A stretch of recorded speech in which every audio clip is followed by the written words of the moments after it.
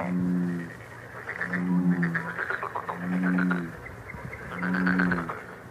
balik lagi bareng gue Ali di channel Asokat Story. Di video kali ini gue akan bahas Operasi Overlord atau Operasi The Day Normandy. Jadi pada tahun 1944, Sekutu melakukan serangan gabungan ke pantai Normandy, yaitu di Prancis. Kenapa dinamakan Operasi Overlord? Ini merupakan kata sandi dari operasi gabungan ini. Nama lain dari operasi ini adalah The Day, Operasi The Day. The Day dari segi harfiah atau dari segi huruf berarti hari H. Kenapa dinamakan hari H atau The Day? Ini merupakan siasat atau cara agar mengelabui musuhnya, yaitu pihak Jerman. Ya, bahasa gampang, Sekutu nggak mau ketahuan nih kapan hari pastinya. Sebenarnya udah direncanakan harinya hari apa gitu kan. Cuman Sekutu nggak mau nih Jerman tahu. Jadi disebutnya hari H. Terkesan nggak jelas, cuman itu merupakan siasat.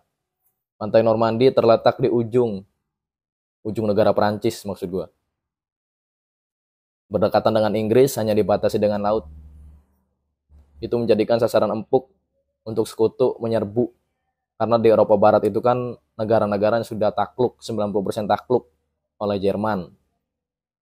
Cuman ada yang belum takluk, yaitu Inggris. Nah, Inggris kemudian mengadakan rapat pada tahun 1943. Inggris mengadakan rapat dengan Amerika dan sekutunya untuk mengadakan operasi Overlord atau Normandy, atau sebagian orang menyebutnya Operasi The Day.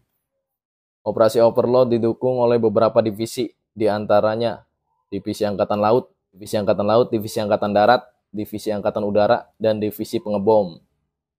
Ada lagi Divisi Penerjun Payung. Dan dibagi ke beberapa serangan, di antaranya serangan yang pertama adalah menghancurkan atau mengebom jalur rel kereta api dan jembatan. Tujuannya untuk apa? Tujuannya agar Jerman tidak bisa mundur ketika diserang dari ujung pantai Normandy, dan ingin mundur itu tidak bisa. Maka dari itu Sekutu harus menghancurkan jembatan dan menghancurkan rel kereta. Tujuannya untuk apa? Agar Jerman tidak bisa menerima atau mengirim bala bantuan ke pantai Normandy. Jadi zaman dulu itu logistik itu berpusat di kereta. Bisa lewat angkatan udara, cuman jarang banget zaman dulu itu ya, nggak kayak zaman sekarang. Zaman sekarang biasanya lewat angkatan udara bisa, angkatan laut bisa. Dan dulu itu kan ya mungkin Jerman bisanya atau gampangnya itu hanya lewat kereta ketika di Normandy, karena nggak ada jalur lain. Udara udah dikuasai Sekutu, terus juga pantai juga udah dikuasai. Serangan kedua adalah membom radio dan alat-alat komunikasi dari pihak Jerman. Jadi Sekutu berpikir agar memutus komunikasi intinya. Pihak Jerman yang ada di Prancis khususnya. Jadi kantor-kantor radio, terus tower-tower radio itu pokoknya dihancurin, dibomin pokoknya. Terus juga kantor-kantor telegram.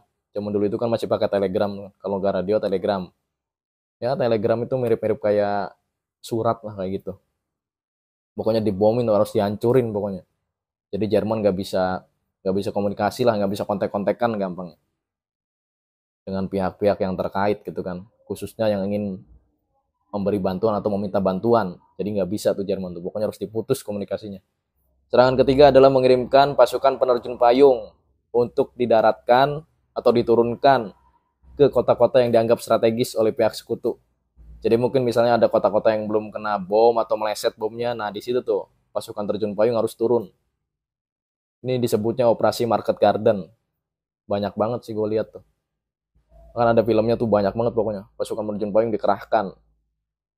Nggak sedikit juga ini yang jadi sasaran empuk sniper-sniper Jerman. Karena pada saat itu cuaca juga agak buruk cuaca tuh. Jadi angin-angin tuh kenceng. Yang harusnya turun di titik A, jadi turun ke titik B.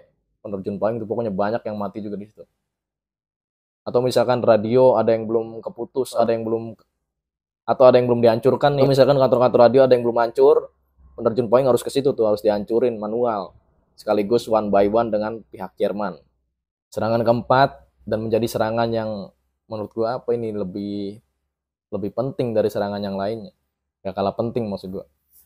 Jadi head to head tuh. Di situ sudah menanti berupa Atlantic Wall atau benteng tembok Atlantik atau tembok Atlantik bahasa gampang. Jadi tembok Atlantik itu dibangun oleh Hitler Hitler menyuruh atau menugaskan Erwin Rommel untuk membangun benteng Atlantic Wall. Jadi itu tuh benteng gede atau tembok gede, isinya itu ada meriam plus ada bunker. Di situ pun sudah siap sniper-sniper Jerman dengan senjata-senjata yang canggih. Ada juga prajurit-prajurit yang menekan senapan-senapan mesin. Jadi ketika sekutu mendarat, tentaranya ingin masuk diberondong tuh pakai senapan mesin. Tidak hanya itu, Jerman pun menyiapkan kawat berduri, banyak kawat berduri di pantai-pantai dan juga jutaan ranjau.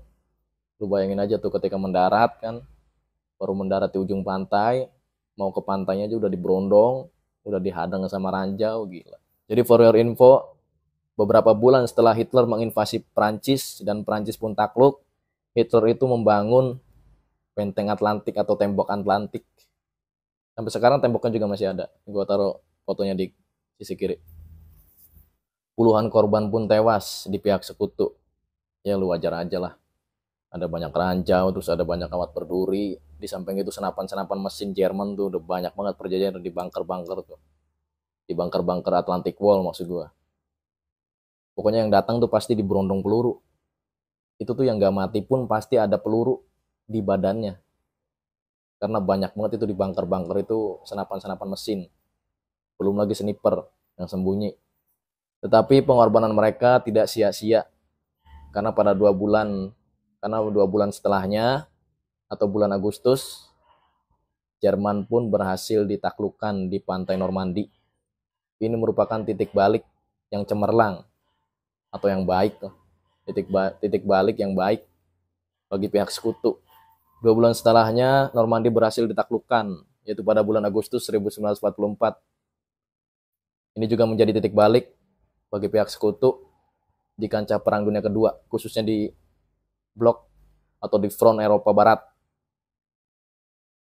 Dan kemudian pada tahun berikutnya, sekutu pun memenangkan Perang Dunia Kedua ini. Oke, terima kasih buat kalian yang sudah menyaksikan dari menit pertama sampai akhir.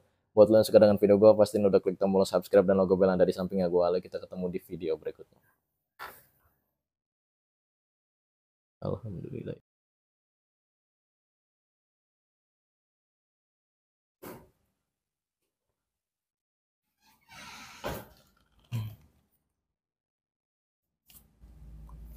Sekutu melakukan operasi gabungan di pantai Normandy.